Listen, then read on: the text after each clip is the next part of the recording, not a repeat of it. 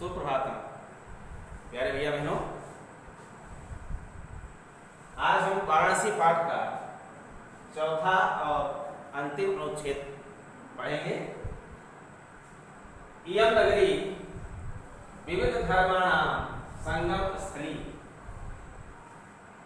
महात्मा बुद्ध, तीर्थंकरः पार्श्वनाथः, शंकराचार्यः, कबीरः, गोस्वामी तुलसीदासः, अन्ये च बहवः महात्मानः अत्रागत्य स्वीयान् विचारान् प्रासारयन् न केवलं दर्शने साहित्ये धर्मे अपितु कलाक्षेत्रे अपि इयं नगरी विविधानां कलानां शिल्पानां च कृते लोके विस्तृता। अत्रत्याः कौशेयशाटिकाः देशे देशे सर्वत्र स्पृहन्ते। अत्रत्याः प्रस्तरमूर्तयः प्रस्ताः। इयं निजां प्राचीन परंपराम् इदानीमपि परिपालयति, तथैव दीयते कविभिः।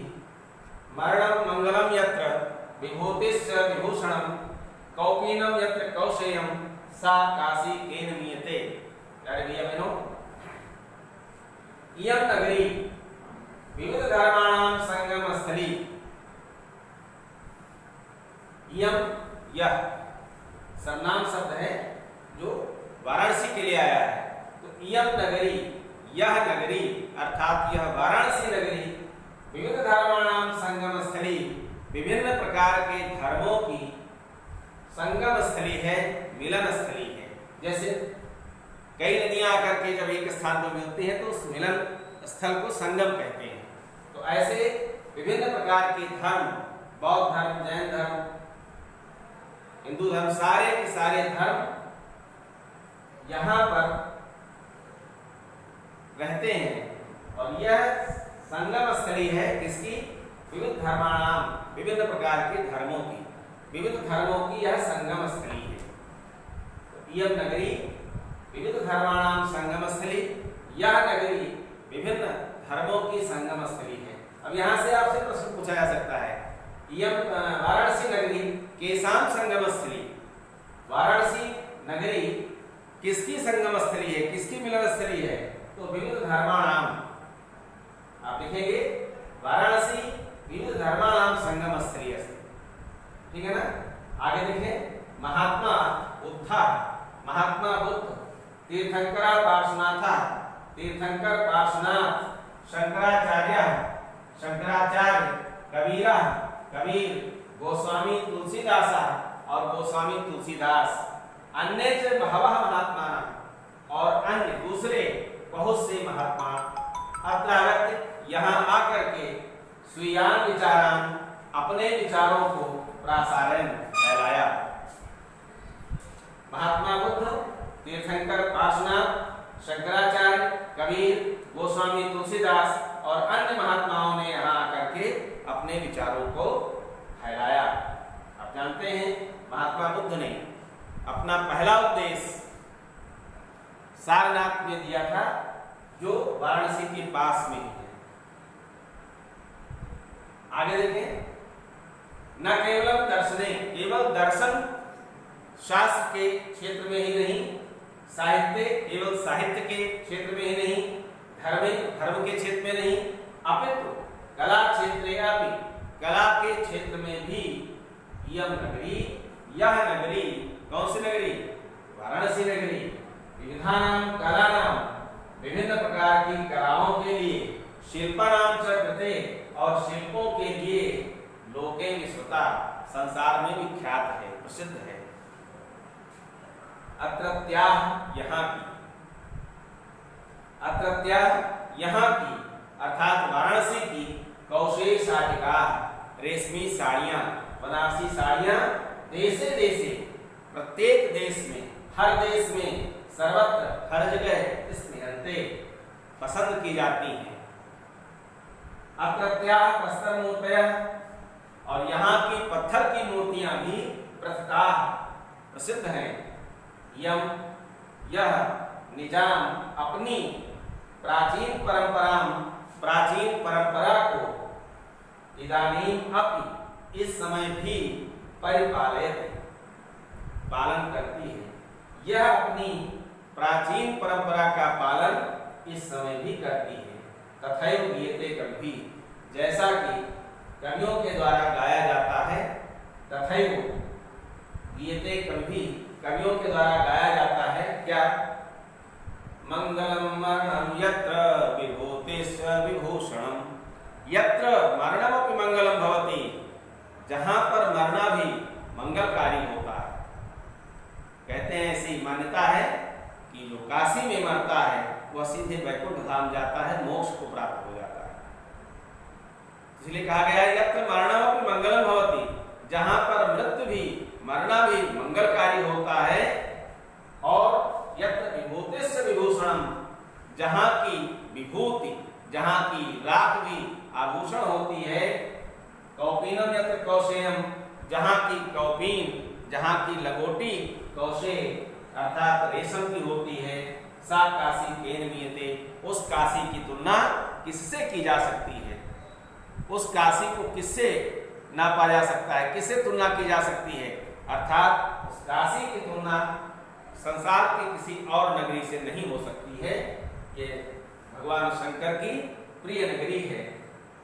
यहाँ पर मरना भी मंगलकारी होता है, यहाँ की राख भी आभूषण है, यहाँ की लगोटी भी रेशम की होती है।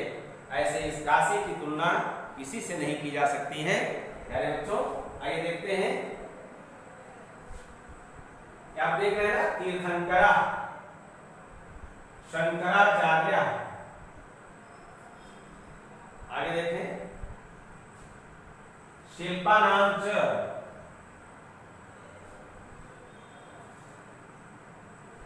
मंगलम। इन स्थलों पर अनुस्वार की जगह पर संगम स्थली, यहां अनुस्वार की जगह पर पंचमाक्षर का प्रयोग हुआ है, अनुनासिक वर्णों का प्रयोग हुआ है। तो प्यारे भैया बहनों, जहां पर भी आप देखें कि अनुस्वार की जगह पर शब्द के बीच में पंचमाक्षर का प्रयोग हुआ है, आप आंख मूंद करके लिख सकते हैं पर सवर्ण संधि, पर सवर्ण संधि। अनुस्वार से यही पर सवर्ण, अनुस्वार के बाद अगर यही प्रत्याहार का कोई वर्ण आता है तो अनुस्वार का पर सवर्णी हो जाता है, ये सूत्र कहता है। तो इन सब में पर सवर्ण संधि हुई है, चाहे तीर्थंकरा हो, चाहे संगमस्थली हो, चाहे शंकराचार्य हो, चाहे शिल्पानांच हो और चाहे मंगलम हो। तो इन सब में आप पर सवर्ण संधि लिखेंगे।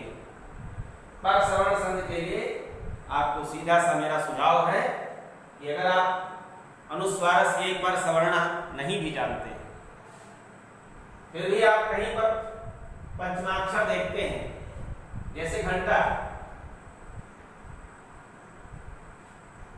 इट्टा है ना, टा ठा डा ठा णा, हम टा, तो अनुस्वार का णा हो गया है।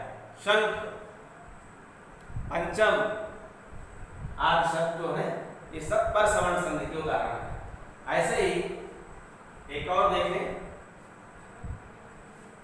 इयम नगरी, ये इयम ये अनुस्वार हुआ है मां का, पदांत के मां का। ऐसे यहां पर ये विविधा नाम, कला नाम, ये पदांत के मां का अनुस्वार हो गया है मो अनुस्वारा सूत्र से। मो अनुस्वारा सूत्र कहता है कि पदांत के मां, पदांत मां के पश्चात अगर व्यंजन वर्ण आता है तो पदांत के मां का अनुस्वार हो जाता है। इसीलिए विविधा नाम, विविधा नाम, और इसके बाद कला नाम का का आया है, और का जो है ये व्यंजन है। इस व्यंजन को देख करके ये पदांत का मां अनुस्वार बन गया, विविधा नाम कला नाम। और यदि पदांत मां के बाद स्वर आएगा तो पदांत मां का मां ही रहेगा, फिर वहां अनुस्वार नहीं होगा। तो ये अनुस्वार संधि भी है यहाँ पर मोनुस्वारा सूत्र से। एक और देखिए,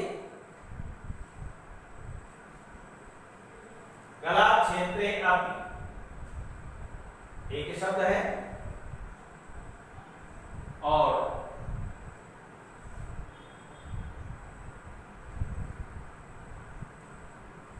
कला के क्षेत्र में भी, कला क्षेत्रे अपि, क्षेत्रे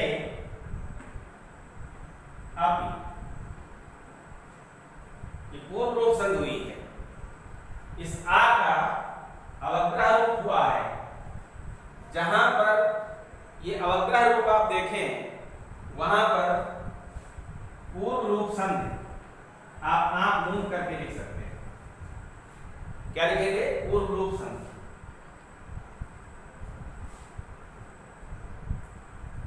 अब इसका अगर हमको संविच्छेद करना हो तो बहुत आसान है। जैसे कला क्षेत्र आपको दिया है तो आप यहां से वो देखिए, जहां अवग्रह है उसके पहले का पूरा पद एक साथ लिख देंगे। अवग्रह की जगह पर और लिखेंगे, ह्रस्व लिखेंगे और बाद वाला लिख देंगे, बस आपका सही हो गया। जैसे कोपी, कोपी है, इसका संविच्छेद करना है, यहां से तोड़ दीजिए को और अवग्रह का आ लिखिए और पी को आप। कुछ नहीं करना है आपको, सिर्फ अवग्रह के पहले का अलग कर लेना है, अवग्रह को आ करके बाद वाला लिख देना है, आपका संविच्छेद हो गया। अब ये सब बहुत आसान संधियां हैं, इन पर ध्यान देंगे तो आपका लेखन शुद्ध होगा, आप आगे बढ़ेंगे। तो ये पूर्ण रूप संधि, परसवर्ण संधि और अनुस्वार संधि, ये तीन हो गए। आगे देखिए, ये अत्र आगत्य, अत्र आगत्य, अत्र आगत्य,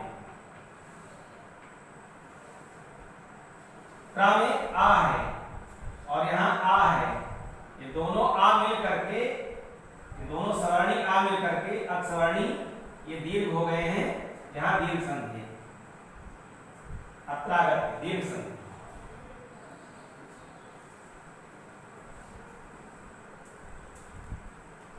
अगला देखिए तथैव, तथैव, तथा और एव, ये दो पद हैं। इसमें तथा का जो आ है और ए है, ये दोनों मिल करके आय हुआ है। आप जानते हैं आय और अ ये वृद्धि स्वर है, ये वृद्धि हुआ है, इसलिए संधि का नाम वृद्धि संधि होगी। तो दो पद, दो वर्ण मिल करके जो वर्ण आएगा उसके हिसाब से संधि का नाम भी होगा। यहां पर वृद्धि वर्ण आया है इसलिए संधि का नाम वृद्धि है। यहां पर दीर्घ स्वर आया है, अपसवर्णी दीर्घ हुआ है इसलिए दीर्घ संधि है यहां पर। ऐसे यहां अ का पूर्ण रूप हुआ है इसलिए पूर्ण रूप संधि है। पदांत का के अनुस्वार का, पदांत के मां का अनुस्वार हुआ है इसलिए अनुस्वार संधि है यहां पर, यहां पर। और अनुस्वार का पंचमाक्षर हुआ है, अनुनासिक वर्ण आया है तो वहां पर परसवर्ण संधि है। ऐसे आप इस पैराग्राफ से कुछ शब्द ऐसे हैं जिनके विभक्तियां आप लिख सकते हैं, उनका विभक्ति और वचन लिखेंगे। जो क्रियापद हैं उनके लकार पुरुष और वचन लिखेंगे, ठीक है ना। ऐसे जो संधियां हैं हमने आपको बताई ही हैं, तो संधि से संबंधित जो प्रश्न आपसे पूछा जाएगा वो भी आप कर लेंगे, जो विभक्ति और वचन से संबंधित प्रश्न पूछे जाएंगे वो भी आप कर लेंगे, और लकार पुरुष और वचन से जो क्रियापद के बारे में पूछा जाएगा वो भी कर लेंगे। अनुवाद तो आप कर ही लेंगे। प्यारे भैया बहनों, ये पूरा पैराग्राफ आपको देखना है, इसका अनुवाद करना है। ये जो शब्द हमने आपको लिख करके दिखाए हैं संधि वाले, संधि विच्छेद करना है, संधि का नाम लिखना है। कुछ पद आप 5 पद इसमें से ऐसे छांटेंगे जिनमें विभक्तियों का प्रयोग हुआ है, विभक्ति और वचन लिखेंगे। और ऐसे जो इसमें क्रियापद आए हैं चाहे विश्रुता हो और प्रासारयन हो, स्पृहन्ते हो, गीयते हो, इनका लकार पुरुष और वचन लिखेंगे और लिख करके फिर हमारे व्हाट्सएप पर आप भेजेंगे, हम उसको चेक करेंगे। आप लिखते नहीं हैं, भेजते नहीं हैं, तो हमें पता नहीं चलता है कि आप हमारे इस वीडियो को देख रहे हैं या नहीं देख रहे हैं, आप पढ़ रहे हैं या नहीं पढ़ रहे हैं। तो इधर हम आपके काम को चेक करना भी शुरू कर दिए हैं। आप इसको लिख करके जरूर भेजिएगा।